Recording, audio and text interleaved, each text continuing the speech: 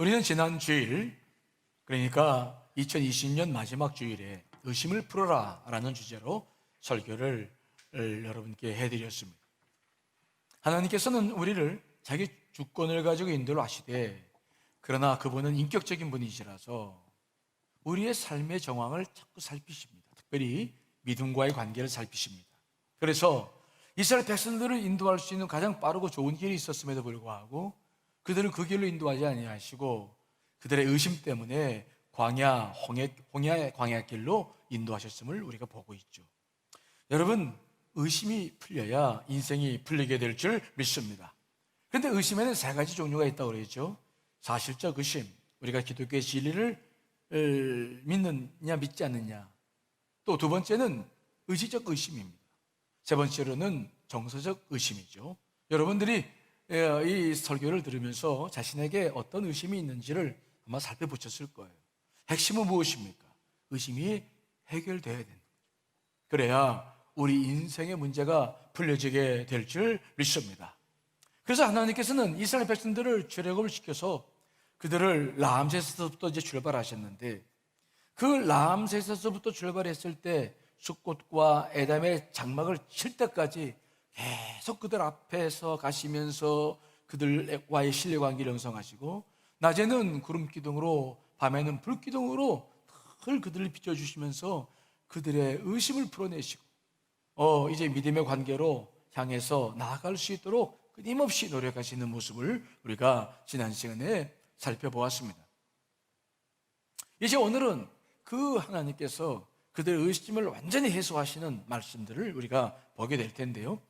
하나님께서는 이제 에담에 진쳐 있는 장막 쳐져 있는 그들을 돌이켜서 바다, 즉 홍해 바다 앞에 장막을 치게 하십니다. 자, 오늘 본문 14장 1절로 2절을 읽어보겠습니다. 시작. 여호와께서 모세에게 말씀하여 이르시되 이스라엘 자손에게 명령하여 돌이켜 바다와 믹돌 사이의 비하히롯 앞 곧 바알스본 맞은편 바닷가에 장막을 치게 하라. 아멘. 하나님께서는 에담의 진을 친 이스라엘 백성들을 다시 돌려서 오던 길로 돌려서 이제 비하히롯 및 바알스본 맞은편 바닷가에 장막을 치게 했습니다. 이것이 어딘가, 이것은 현대 신학자들과 고고학자들도 찾고 있지만 정확히 어디다라고 말할 수가 없습니다. 왜냐하면 이 일은 3,500년 전에 일어났고 3,500년 전과 지금의 많은 지형의 변화가 있기 때문에, 특별히 그 수에즈 바다가 이제 많은 변화가 있기 때문에 어디라고 지칭하기가 어렵지만, 그러나 대부분의 학자들은 이 위치가 현 수에즈만 북방으로 약 16km 지점에 있는 피터 호수 근경일 것이라고 추정하고 있습니다. 그것은 현재 내륙 호수로 변해버렸기 때문에 성지순례를 가면 호수를 구경하지만 3,500년 전에는 그것이 다 바다로 연결되어져 있었던 바다였죠. 성경은 그것을 홍해라고 부릅니다. 하나님께서는 그들을 인도하셔서 그 홍해 시퍼런 바닷물이 출렁이는 홍해 앞에 진을 치게 하셨습니다. 대단히 이성적으로는 좀 큰 어려움을 줄 수밖에 없는 곳이죠. 왜냐하면 이스라엘 백성들은 고센 지방에 살거나 아니면 라암세스에 살면서 국구성을 짓거나 피라밋을 짓는데 동원되었습니다. 그들은 바다를 모르죠. 배도 만들 줄 모르고 배도 타보지도 못했죠. 그런데 그들이 지금 모세를 따라 출애굽을 했는데 글쎄 바다에 쫙 막혔으니 얼마나 두렵겠습니까? 특별히 그들이 그 장막을 쳤던 그곳은 앞에는 바다인데 양옆에는 다 죽음의 사막과 산으로 둘러싸여져 있어요. 그래가지고 예를 들어서 뒤에서 어떤 적군들이 쫓아온다고 한다면 이 이스라엘 백성들은 어디 도망갈 곳이 없어요. 그러니까 굉장히 사실은 좋은 곳은, 인간적으로 보면 좋은 곳은 아니었어요. 하지만 하나님께서는 세밀한 계획을 가지고 그들을 그곳으로 인도하셔서 거기서 역사하시려고 하시는 것이죠. 그 다음에 하나님께서는 그들을 홍해 앞에 가둬놓으신 다음에 이제 하신 일이 있는데 바로의 마음을 완악하게 하셨어요. 즉 이스라엘 백성들을 430년 동안이나 노예 생활로 노예로 부리고 있었어요. 장정만 60만 명. 엄청난 노동력입니다. 지금도 우리나라에 외국인 근로자들이 많이 있는데 그분들이 없이는 구전 일들이 안 되잖아요. 그 당시 애굽에서는 이스라엘 백성들로 인해서 모든 구전 일이 다 이루어졌는데 글쎄 그 장정만 60만이나 되는 그 사람들을 풀어 놔줬으니 애굽이 얼마나 아깝겠어요. 특별히 국고성과 같은 또 피라미드를 짓는 것과 같은 일들을 시킬 사람이 이제 없는 거죠. 그러니까 막 굉장히 아쉬워하고 있는데 그때 하나님께서 그의 마음을 막 완악하게 하니까 그가 다시 또 계획을 하죠. 5절 7절 읽어보겠습니다. 시작. 그 백성이 도망한 사실이 애굽 왕에게 알려짐에 바로와 그의 신하들이 그 백성에 대하여 마음이 변하여 이르되 우리가 어찌 이같이 하여 이스라엘을 우리를 섬김에서 놓아 보내었는가 하고 바로가 곧 그의 병거를 갖추고 그의 백성을 데리고 갈새 선발된 병거 600대와 애굽의 모든 병거를 동원하니 지휘관들이 다 거느렸더라. 그들은 다시 막 바로의 마음이 완악해지니까 다시 쫓아서 데리고 오자, 잡아보자. 그러니까 막 그들은 또 막 일어나기 시작했죠. 그들은 금세 하나님께서 베풀었던 10번째 장자의 죽음, 그 끔찍했던 재앙을 다 잊어버려요. 하나님이 얼마나 무서운 분인가 다 잊어버리고 그들은 막 600만 명의 그 장정들의 노동력만 생각하면서 병거 600대를 막 또 선출하고 또 여러 가지 그러한 또 병거들과 지휘관들을 모집해가지고 막 이제 쫓아오기 시작하는 것이죠. 하나님께서는 그들이 쫓아오는 것을 의도하셨기 때문에 그들을 어디까지 오는 것을 허용하셨냐면은 이스라엘 백성들이 눈으로 볼 수 있는 가시거리까지 그들이 오게끔 허락하셨어요. 근데 우리가 전쟁사를 보면은 고대 전장에서 가장 두려운 것이 뭐냐? 수십만의 군대들이 막 이렇게 말을 타고 오거나 걸어올 때 그때 그 진동이라는 것이 무섭다는 거예요. 마치 지진이 일어나는 것처럼 쿵쿵쿵쿵 하는데 이 울림이 굉장히 사람들을 두려워한다. 이스라엘 백성들도 갑자기 홍해 앞에 있어서 장막을 치고 있는데 갑자기 막 소리가 막 쿵쿵 울리면서 그 지형이 들썩거리는 거죠. 무엇인가 하고 뒤를 돌아봤더니 글쎄 가장 두려워하는 애국 군대가 막 그냥 먼지를 휩싸이면서 막 지금 막 쫓아오고 있는 것을 보는 겁니다. 그 순간 막 그들은 기겁을 하고 두려워서 어쩔 줄 몰랐어. 왜요? 앞에는 홍해바다예요. 뒤는 애국 군대예요. 이 진퇴양난이죠. 어떻게 할 수가 없는 거죠. 그러니까 막 그들은 울부짖기 시작합니다. 10절 12절 읽어보겠습니다. 시작.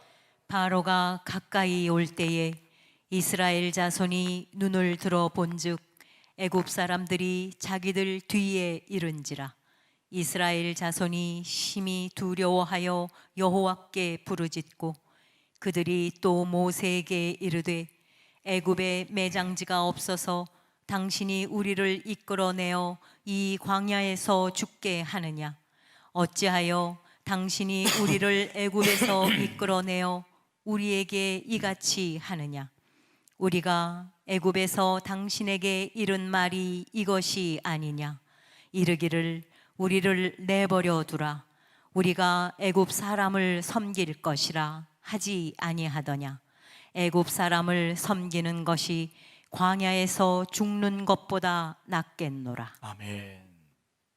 앞에는 홍해바다요, 뒤에는 애국 군대가 쫓아오는 것을 바라보면서 막 이 이스라엘 백성들이 너무 막 두려워가지고 하나님께 막 부르짖기 시작해요. 이때 부르짖다라는 단어, 차크라는 단어는 크게 소리 지르다 이런 뜻인데 이것은 기도를 위해서 부르짖는 게 아니에요. 그냥 막 지금 두려워가지고 어쩔 줄 몰라가지고 막 짐승처럼 울부짖고 두려워하고 단식하는 거예요. 그러면서 뭐라고 말합니까? 애굽에 매장지가 없어서 이곳까지 이끌어서 여기서 죽게 하느냐? 우리를 차라리 애굽에서 죽게 하지 왜 여기까지 데려와 죽게 하느냐? 그러면서 막 모세를 원망하며 울부짖기 시작을 했어요. 이 울부짖음 속에는 어떤 것이 들어있습니까? 자신들이 갖고 있던 의심이 결국 현실이 되었다라는 생각이 자리 잡고 있는 거죠. 우리가 애굽에서 뭐라고 말했더냐? 그들은 의심했어요. 하지만 하나님께서 하시는 일이니 그들은 의심이 있었지만 따라왔어. 근데 결국 다 죽게 되었구나. 결국 자신들의 생각이 옳았다는 거예요. 그러면 자신들이 옳았다면 하나님과 모세는 잘못했다는 거예요. 하나님과 모세에게 속았다는 거죠. 그러니까 막 그들은 울부짖기 시작하는 겁니다. 그들의 울부짖음과 애굽의 말바꾸 소리가 합해져서 그 한동안 온 땅이 막 소란한 음성이 나기 시작했죠. 여러분, 의심이라고 하는 것, 이것은 이렇게 평소에는 누르고 있다가 이렇게 어떤 장애물을 만나면 막 감정이 폭발해버려요. 이게 특성이 있어. 혹시나 했던 것이 현실이 되면서 자기 연민이라는 감정과 함께 터져버리는 거죠. 결국 자기 생각이 옳았는데 그동안에 자기 생각이 의심을 받았다는 것이 너무 억울하고 인정받지 못했던 것이 너무 억울한 거죠. 그러니까 막 상대방에게 그 원망의 감정이 막 분출되는 거죠. 여러분들도 혹시 집안에서 그런 경험해 보셨어요? 내 말대로 해야 되는데 막 안 됐다고 했던 일 경험이 있나요? 근데 오늘 이스라엘 백성들의 이 울부짖음, 이 속에는 또 무엇이 들어있느냐? 두려움이 자리 잡고 있었어요. 두려움이 자리 잡고 있었어요. 이제 어떻게 할 것이냐? 자기 말들을 안 듣더니 이렇게 됐어. 이제 어떻게 할 거냐? 너무 두려운 거죠. 그러니까 상대에 대해서 이 문제를 야기시킨 대상에 대해서 막 강하게 책임을 추궁하는데 그 대상이 누굽니까? 하나님과 모세. 여러분, 이처럼 의심은 이 부정적인 감정이 굉장히 참 이게 어려운 것인데 이게 우리 안에 있다 보면 언젠가는 터져요. 이걸 해결하지 못하면 폭발물처럼 터져버려. 거봐, 내 말이 맞지? 어떻게, 이제 어떻게 할 거야? 책임져! 이거 다 당신 때문 아니야? 정말 모든 관계를 끊을 만큼 아주 깊은 상처를 남기는 일들이 생겨요. 특별히 주목해야 될 게 있어요. 우리가 이렇게 어떤 의심이 있다가 이게 터져버려서 감정이 막 분출된 다음에 어떤 문제가 있었을 때 이 문제를 그나마 해결할 수 있는 방안이 있을 때는 감정이 표출한 사람들과 그렇지 못한 사람과 주도권이 바뀌어서 리더십이 바뀌죠. 그런데 폭발은 했는데 장애물을 보니 해결할 힘이 없어. 감정은 폭발했는데 이제 어떻게 할 거냐를 봤더니 자기로서는 아무것도 할 수 있는 것이 없다라고 생각했을 때 어떤 문제가 생기느냐? 그때 우리는 무기력에 빠져요. 뭐에 빠진다고요? 무기력에 빠져. 그 의심은 큰 장애를 만났을 때 막 자기를 폭발하고 했는데 그 자기 감정을 막 그렇게 폭발해버리면 깊은 공허함이 찾아와요. 이때 고민하는 문제에 해결책이 있다면 이게 좋은데 해결책이 없으면 이젠 더 이상 누굴 비난할 수도 없어. 왜? 했기 때문에. 근데 방법이 없어. 내가 할 수 있는 것이 아무것도 없어요. 그러면 누구를 탓할 수도 없고 아무것도 할 수 없고 그냥 무기력에 빠져버리는 거죠. 이게 굉장히 위험한 상황이에요. 여러분들도 혹시 이런 경험을 하시는지 모르겠어요. 그렇다면 이 무기력은 무엇이냐? 무기력은 자발성과 의도성, 의욕이 현저하게 저하되는 그런 현상이죠. 하고 싶은 게 없어요.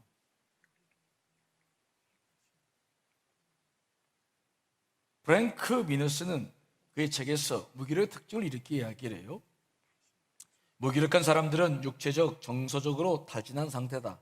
그들은 미래가 불확실하다고 느끼고 지인과 사회로부터 자신을 고립시키려고 하며 감정적인 허탈감에서 소반되는 정신적인 고통을 느낀다. 이러한 증상이 타인을 무시하거나 부정적으로 대하게 만든다. 누군가 나서서 도와주려고 해도 자신을 그냥 내버려두라며 고집을 부리고 결국 혼자 고립되고 만다. 오늘 홍해바다 앞에 갇힌 이스라엘 백성들이 무기력에 빠져 있는 것을 봅니다. 자신들은 옳았다고 주장하면서 다 감정은 표출하고 울부짖었는데 홍해바다 어떻게 건널 거야? 저 뒤에서 쫓아오는 그 애국군들을 어떻게 이길 거야? 정말 아무것도 할 수가 없어. 그러니 결국은 털썩 주저앉아서 뭐 하는 겁니까?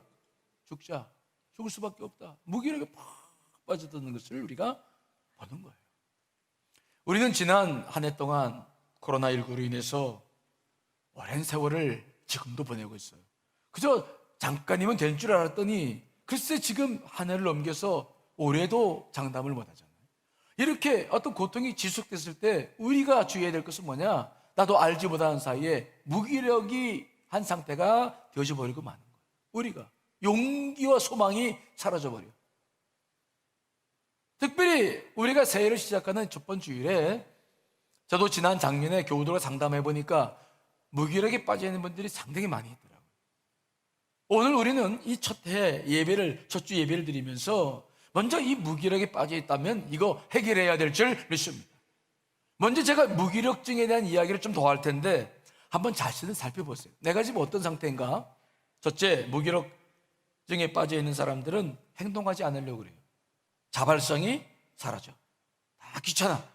귀찮아짐. 뭐 좀 하자 그러면 귀찮아. 이 무기력에 빠져 있는 사람. 두 번째, 난 뭘 해도 안 돼. 스스로 자포자기 하는 사람들. 세 번째, 이 무기력해지면은 부정적 정서가 많이 들어옵니다. 슬픔과 불안과 분노와 죄책감과 불안 같은 것들이 생기는데 이 부정적 감정은 우리 마음에만 상처를 주는 것이 아니라 몸에도 상처를 줘요. 그래서 여러분들의 몸이 아픈 데 없이 아프다. 이해되시나요? 특별히 아픈 데 없는데 몸은 찌뿌둥하고 이 몸이 좀 안 좋아 보이고 이런 느낌이 있다는 것은 무기력과 깊은 관계가 있다. 네 번째, 지나치게 수동적인 인생을 살아요. 사람들이 어떤 공격을 받으면 우린 생존의 본능이 있기 때문에 반응하고 도피하고 공격하는 것이 당연해요. 그러나 무기력증에 빠진 사람들은 공격당해도 공격하지 않아요. 방어하지 않아요. 이것은 너그러움이나 온화함과 달라요. 이 온화함이나 너그러움은 자신이 대항할 수 있는 힘이 있음에도 불구하고 말씀을 따라 실천하려고 하다 보니까 그렇게 생기는 건데 이 수동성은 그게 아닙니다. 막을 힘이 없다고 생각하는 거예요. 그래서 스스로가 경쟁을 해봐야 어찌할 도리가 없다고 생각을 해서 행동 장애를 일으키는 거예요. 이건 구분해야 돼요.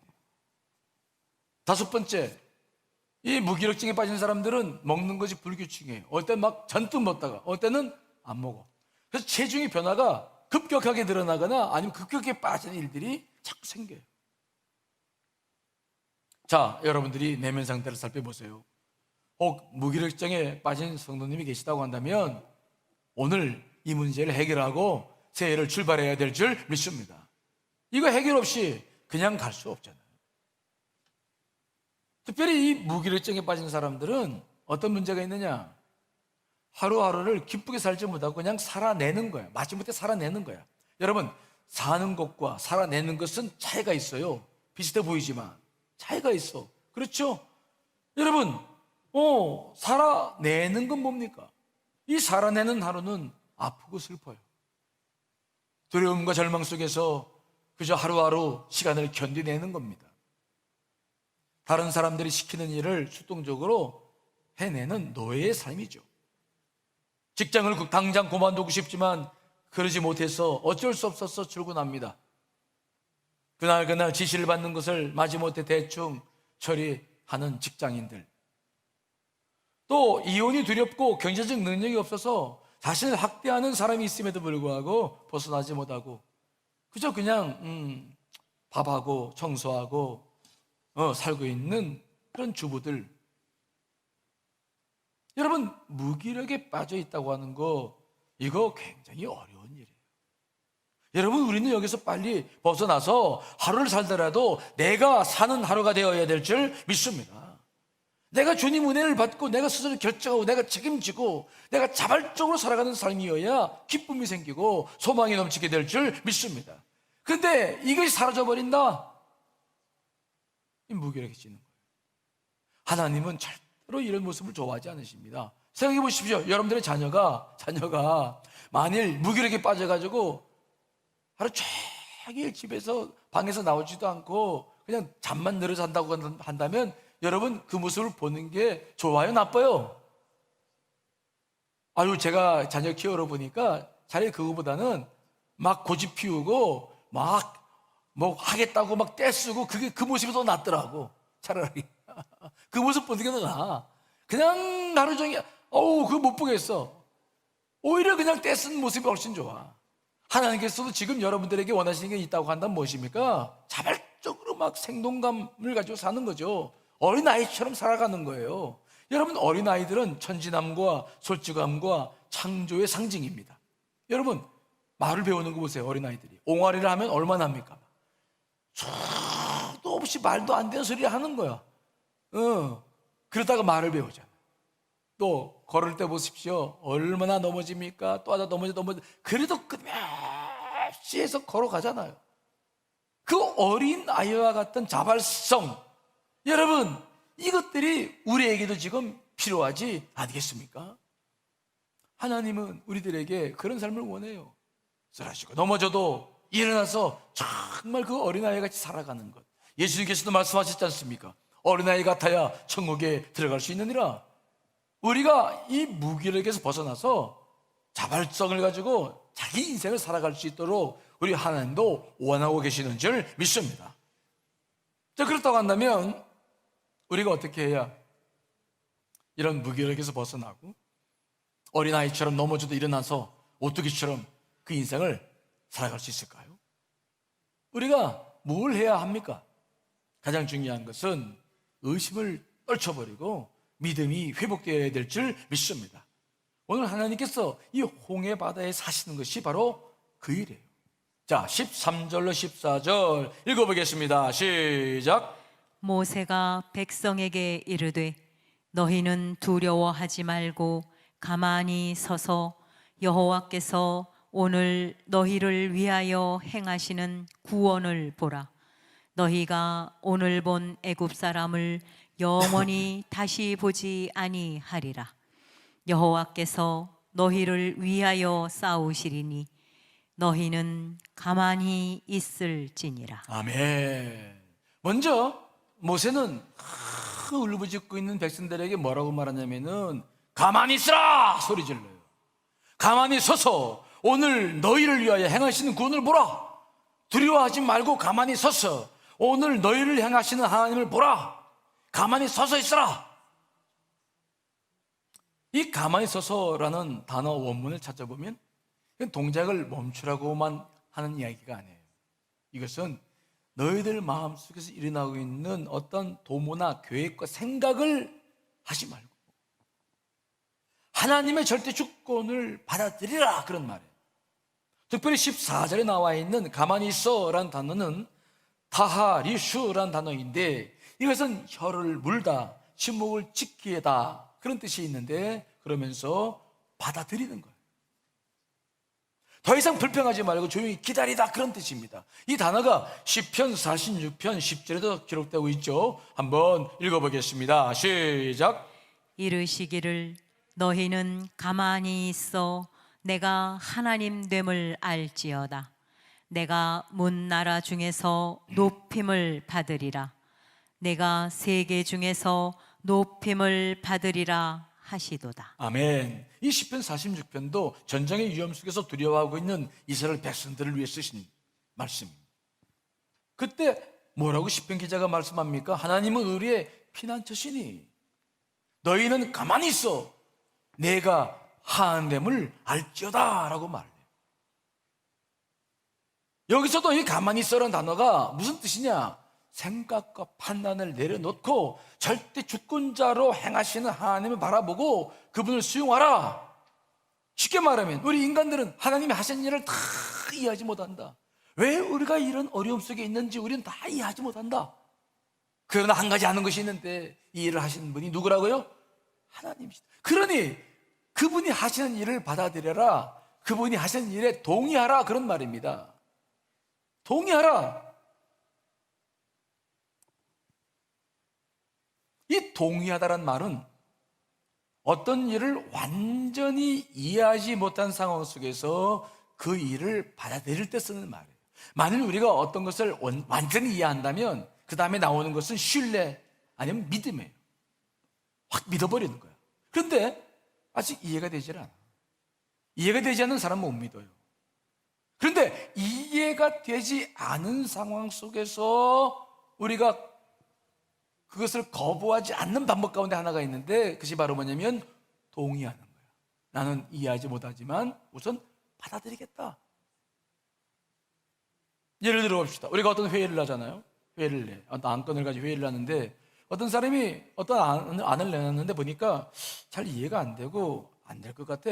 그래서 이것을 좀 반대를 하려고 딱 하는데 보니까 그 안을 내놓은 사람이 내가 신뢰할 만한 사람이야. 존경받을 만한 사람이야. 그러면 그 사람이 내놓은 안은 내가 다 이해 못하지만 그 사람은 신뢰해요. 그러니까 우리는 반대표를 던지기보다는 뭐합니까? 동의해 주는 거예요. 지금은 이해 못하지만 나중에 이해할 것이다 라고 믿어요. 그래서 먼저 동의를 해주는 것이죠. 그러니까 이 동의라고 하는 것은 이해가 되지 못해 신뢰할 수는 없지만, 그러나 그 대상을 보면서 내 지성을 잠깐 잠재우고 의지를 그 사람에게 맞춰주는 거예요. 이해되십니까? 지금 모세가 이스라엘 백성들에게 가만히 있으라고 하는 것은 하나님 믿으라 그런 말이 아니에요.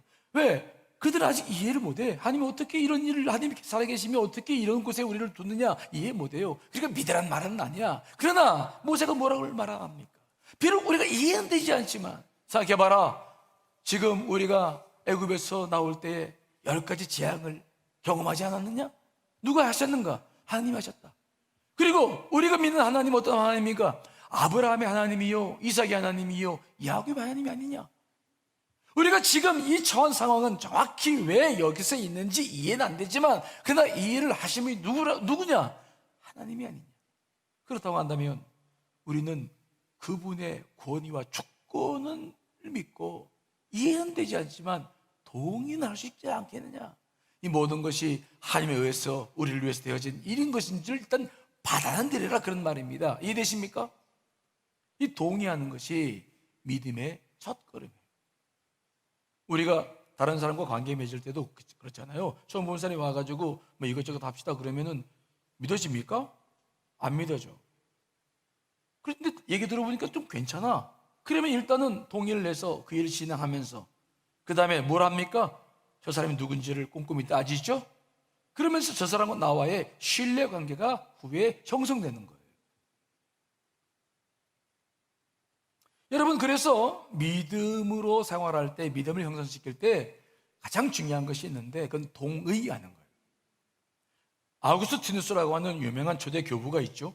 그는 믿음에 대해서 뭐라고 말했냐면은, 믿는다는 것은 동의하면서 생각하는 것이다 라고 말을 했어요.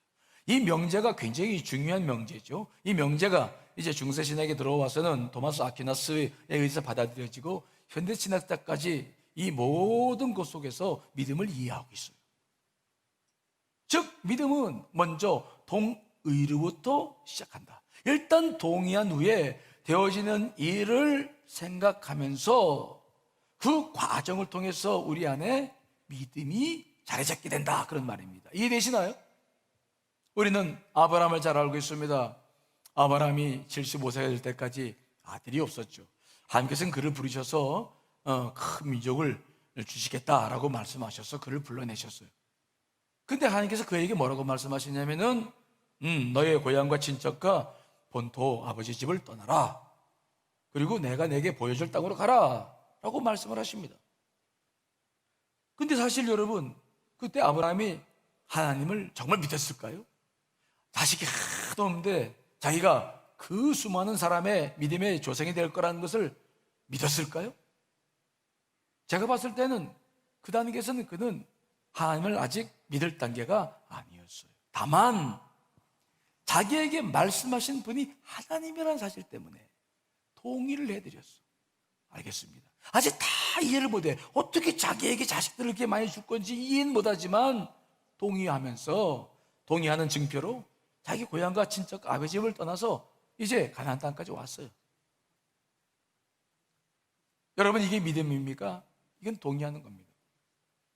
그럼 어떻게 할 수 있습니까? 가나안 땅까지 왔으면 믿음으로 살아야 되는데 기근이 들리니까 당장 애굽으로 도망쳐버려요. 아브라함에게는 정말 하나님에 대한 믿음이 없었어요. 아브라함의 믿음은 뭐냐? 그때서부터 자기 아들 이삭을 100세에 얻어서 난 이삭을 모리아산에 온전한 믿음으로 바칠 때까지 아브라함의 삶은 그때부터 하나님과의 관계 속에서 믿음을 형성하는 삶이 되어진 줄 분명히 믿습니다. 즉 아브라함도 보면 먼저 하나님께 동의로 시작을 해서 그분이 하시는 일을 생각해 보면서 믿음을 형성시켜 나가는 것을 우리가 보는 거예요. 그래서 여러분, 믿음의 출발은 동의하는 거예요. 동의란 내가 다 이해하지 못하나 하나님께서 하시는 일이시기에 그분의 권위 앞에 내 생각과 이성을 내려놓고 내 의지가 따르는 것입니다. 이것은 내 한계를, 내가 피조물임을 인정하고 하나님 앞에 내가 무릎을 조아리는 것과 같은 거죠.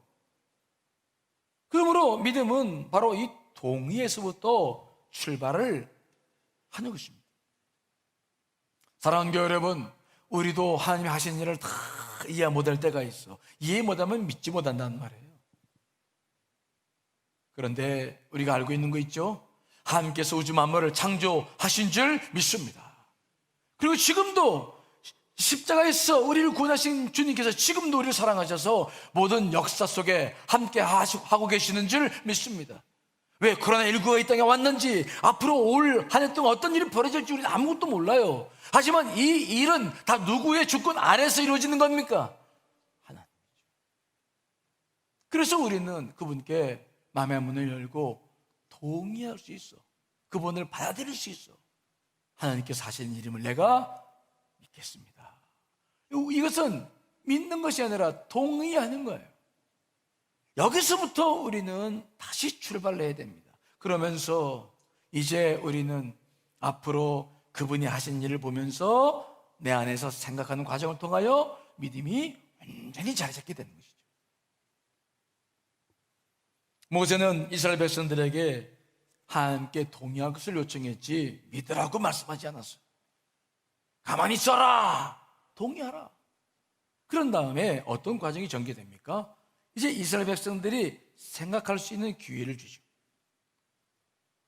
하나님께서는 자신에게 이스라엘 백성들이 동의하자 이제는 자신이 일을 하기 시작했어요. 그리고 자신이 일하심을 그들이 똑똑히 볼 수 있도록 하십니다. 그것은 믿음이 무엇인지를 생각할 수 있는 기회를 주는 거죠. 하나님께서는 모세에게 지팡이를 들어 바다에 손을 내밀어 홍해를 갈라지게 하라 라고 말씀을 하셔서 이제 정말로 그 일들이 이루어지는 것인데 이것을 그들이 보며 생각합니다. 자, 21절로 23절 읽어보겠습니다. 시작. 모세가 바다 위로 손을 내밀매 여호와께서 큰 동풍이 밤새도록 바닷물을 물러가게 하시니 물이 갈라져 바다가 마른 땅이 된지라. 이스라엘 자손이 바다 가운데를 육지로 걸어가고 물은 그들의 좌우에 벽이 되니 애굽 사람들과 바로의 말들, 병거들과 그 마병들이 다 그들의 뒤를 추격하여 바다 가운데로 들어오는지라. 아멘. 모세가 바다 위로 지팡이를 내밀자 큰 동풍이 밤새도록 바닷물을 밀어내기 시작하더니 바다가 마른 땅이 됐어요. 생각해 보십시오. 장정만 60만 명, 전체가 다 한 150만 명이 되는 사람들인데 그 사람들이 실제로 이제 그 홍해 바닷길을 걷는 거야. 바닷물이 막 벽으로 솟다 그랬어요. 마치 수족관처럼 지금 막 바닷물이 갑자기 마른 땅이 되었어요. 그 마른 땅 걸어가는 거예요. 아마 거기는 물고기들도 좀 있었고 뭐 조개류도 있었을 거 아니겠어? 그리고 가다 보니까 막 수족관처럼 옆에서 막 상어가 지나다니면서 고래가 지나다니면서 막 인사를 하네. 와, 이게 뭔가 생각하는 거죠. 동일하고 하나님께서 지금 하신 일들을 직접 목격하고 생각하는 거죠. 애국 군대들도 막 저 뒤에서 쫓아오는데 하나님께서는 그 애국 군대들에게 애국 군대를 어지럽혀서 그들이 바뀌고 막 벗겨지니까 그들이 이스라엘 백성들을 쫓아오지 못했지만 저들도 막 뒤에서 오는데 이 현장 속에서 지금 보는 거예요. 생각하는 거예요. 하나님께 동의를 했더니 하나님 역사하시는 걸 보면서 이게 무슨 일인가? 그 생각하면서 그들 마음 안에 믿음이 쌓이기 시작하는 거예요. 자, 여러분, 이제 홍해 바다가 갈라져서 그들이 건너왔어요. 그런데 아직 애국 군대는 홍해 물속에 그대로 있어. 그때 하나님께서 다시 또 모세에게 손을 내밀어서 물을 다시 흐르게 만들죠. 그것을 이스라엘 백성들이 그대로 봅니다. 30절 읽어보겠습니다. 시작. 그날에 여호와께서 이같이 이스라엘을 애굽 사람의 손에서 구원하심에 이스라엘이 바닷가에서 애굽 사람들이 죽어 있는 것을 보았더라. 아멘. 그들은 직접 자기가 보면서 크마란 땅을 걸어 나왔어요. 그리고 자기들이 그렇게 두려워하던 애국 군대가 아무 힘도 쓰지 못하고 물속에 수장되는 것을 눈으로 봐요. 무섭던 홍해바다도 그 두렵던 애국 군대들도 하나님 앞에서 아무것도 아닌 것을 지금 보는 거예요. 신앙적으로 본다는 것은 생각하는 과정 속에서 처음 일어나는 거예요. 보면서 이것들이 눈을 통해서 내 뇌로 전달돼서 이제 지각, 이 지각을 통해서 인식하는, 생각하는 과정들이 일어나죠. 그들은 정말 동양하고 난 다음에 함께 사신 이들을 직접 바라보는 거예요. 그러면서 자기들이 가졌던 것들이 무엇인가? 왜 우리가 그토록 두려워하고 울부짖을까? 지금 보니 그 홍해바다도 하나님 능력 안에서 쫙 갈라지고 애국 군대들도 보니까 아무 힘도 쓰지 못하고 다 수장되는, 하나님께서 봤을 때 이건 아무것도 아닌 것들인데, 그렇죠? 믿음이라고 하는 것은 동의한 다음에 그것들이 어떤 일이 되어져 갔을 때 이것을 객관적으로 보는 거죠. 그때 이스라엘 백성들은 자기들이 왜 그렇게 분노하고 울부짖는지 그 감정과 의심의 뿌리가 무엇인지를 찾게 되고 하나님 앞에 회개되어 하면서 정화하는 과정이 생기나요. 좀 전까지만 해도 죽을 것 같았는데 그때는 이 자기가 안에 가지고 있는 감정과 자기가 분리되지 않아서 마치 그것이 막 현실처럼 느껴지는데 동의하고 난 다음에 딱 분리돼서 자기가 이제 보니 이거는 하나님 앞에서 얼마나 큰 죄인인지 자기가 자기를 경험하는 거죠. 그래서 그 모든 일을 보면서 그들 안에 있는 의심과 편견과 오만함을 내려놓고 회개하기 시작해요.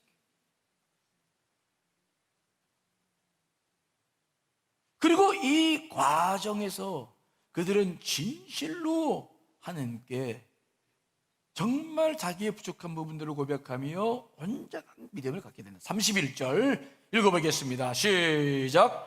이스라엘이 여호와께서 애굽 사람들에게 행하신 그 큰 능력을 보았으므로 백성이 여호와를 경외하며 여호와와 그의 종 모세를 믿었더라. 아멘.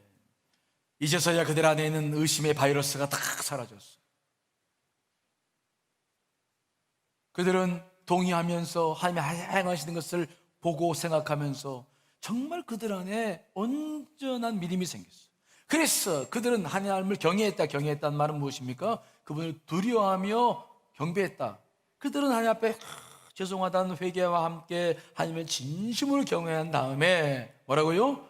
여호와와 그의 종 모세를 믿었더라. 하나님과 모세를 믿었더라.